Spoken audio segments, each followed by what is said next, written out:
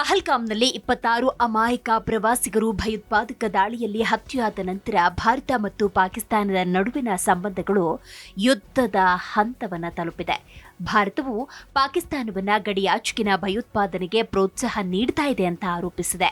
ಇದಕ್ಕೆ ಪ್ರತಿಕ್ರಿಯೆಯಾಗಿ ಭಾರತ ಸಿಂಧೂ ಜಲ ಒಪ್ಪಂದವನ್ನು ಅಮಾನತುಗೊಳಿಸಿದೆ, ವೀಸಾಗಳನ್ನು ರದ್ದುಗೊಳಿಸಿದೆ, ಅಟ್ಟಾರಿ ವಾಘಾ ಗಡಿಯನ್ನು ಮುಚ್ಚಿದೆ, ಪಾಕಿಸ್ತಾನದ ರಾಜತಾಂತ್ರಿಕ ಸಿಬ್ಬಂದಿಯನ್ನು ಕಡಿಮೆಗೊಳಿಸಿದೆ.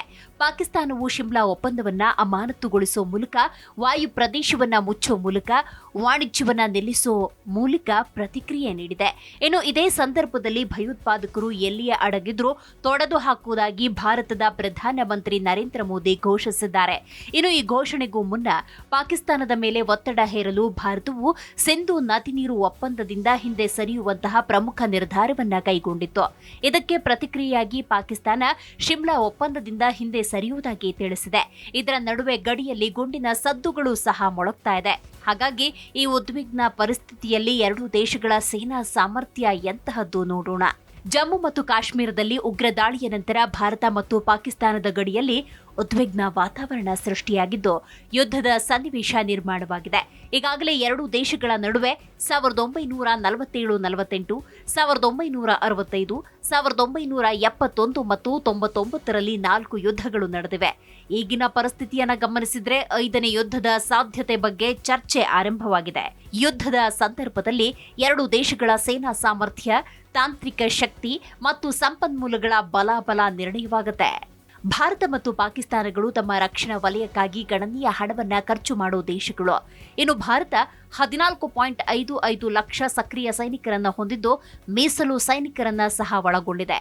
ಆದರೆ ಇದಕ್ಕೆ ವ್ಯತಿರಿಕ್ತವಾಗಿ ಪಾಕಿಸ್ತಾನ 6.54 ಲಕ್ಷ ಸಕ್ರಿಯ ಸೈನಿಕರನ್ನ ಹೊಂದಿದೆ.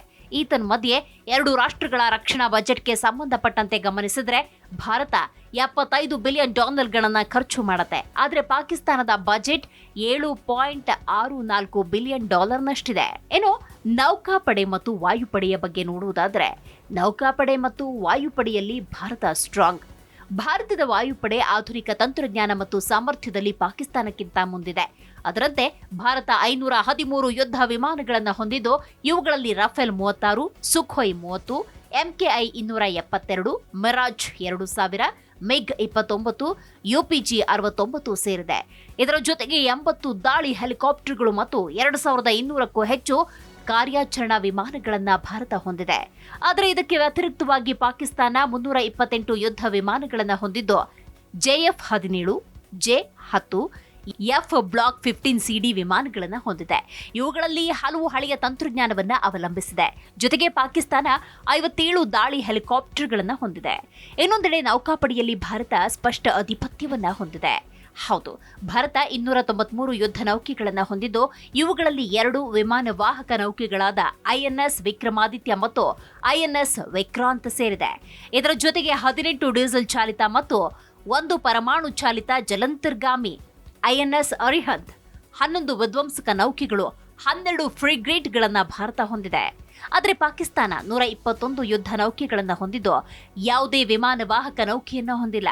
ಜೊತೆಗೆ 5 ಡೀಸೆಲ್ ಚಾಲಿತ ಜಲಂತರ್ಗಾಮಿ ನೌಕೆಗಳು, 9 ಫ್ರಿಗೇಟ್ಗಳಿವೆ. ಆದರೆ ವಿಧ್ವಂಸಕ ನೌಕೆಗಳಿಲ್ಲ. ಭಾರತದ ವಿಮಾನ ವಾಹಕ ನೌಕೆಗಳು ಮತ್ತು ಪರಮಾಣು ಜಲಂತರ್ಗಾಮಿ ಸಾಮರ್ಥ್ಯ ಈ ಕ್ಷೇತ್ರದಲ್ಲಿ ಅದರ ಪ್ರಾಬಲ್ಯವನ್ನು ಒತ್ತಿ ಹೇಳುತ್ತೆ. ಮತ್ತೊಂದೆಡೆ ಮಿಲಿಟರಿ ಉಪಕರಣಗಳ ಗುಣಮಟ್ಟ ಮತ್ತು ಪ್ರಮಾಣದಲ್ಲಿಯೂ ಭಾರತ ಮುಂದಿದೆ. ಭಾರತ 4614 ಟ್ಯಾಂಕ್ಗಳನ್ನು ಹೊಂದಿದ್ದು ಇವುಗಳಲ್ಲಿ ಅರ್ಜುನ್ ಮತ್ತು T-90S ನಂತಹ ಆಧುನಿಕ ಟ್ಯಾಂಕ್ ಸೇರಿವೆ. ಫಿರಂಗಿಗಳಲ್ಲಿ ಪಿನಾಕ ಮತ್ತು ಸ್ಮಾರ್ಚ್ನಂತಹ ರಾಕೆಟ್ ಲಾಂಚರ್ಗಳು ಭಾರತಕ್ಕೆ ಶಕ್ತಿಯನ್ನು ನೀಡುತ್ತೆ. ಇದರ ಜೊತೆಗೆ S-400 ಟ್ರಯಂಫ್ ಮತ್ತು ಆಕಾಶ್ನಂತಹ ವಾಯು ರಕ್ಷಣಾ ವ್ಯವಸ್ಥೆಗಳು ಭಾರತದ ಸಾಮರ್ಥ್ಯವನ್ನು ಹೆಚ್ಚಿಸುತ್ತೆ. ಆದರೆ ಪಾಕಿಸ್ತಾನ 3742 ಟ್ಯಾಂಕ್ಗಳನ್ನು ಹೊಂದಿದ್ದು ಇವುಗಳಲ್ಲಿ ಹೆಚ್ಚಿನವು ಹಳೆಯ ಚೀನಾ ನಿರ್ಮಿತ ಟ್ಯಾಂಕ್ಗಳು. ಇದರ ಫಿರಂಗಿಗಳು A-100 ಮತ್ತು BM-21 ರಾಕೆಟ್ ಲಾಂಚರ್ಗಳನ್ನು ಒಳಗೊಂಡಿದ್ದು ತಾಂತ್ರಿಕವಾಗಿ ಭಾರತಕ್ಕಿಂತ ಕಡಿಮೆ ಆಧುನಿಕ. ಭಾರತದ ಆಧುನಿಕ ಉಪಕರಣಗಳು ಗುಣಾತ್ಮಕ ಮೇಲುಗೈ ಒದಗಿಸುತ್ತೆ. ಇನ್ನು ಎರಡೂ ದೇಶಗಳು ಸಹ ಪರಮಾಣು ಶಸ್ತ್ರಾಸ್ತ್ರವನ್ನ ಹೊಂದಿದ್ದು ಇದು ಪ್ರಾದೇಶಿಕ ಸ್ಥಿರತೆಗೆ ಪ್ರಮುಖ ಅಂಶ.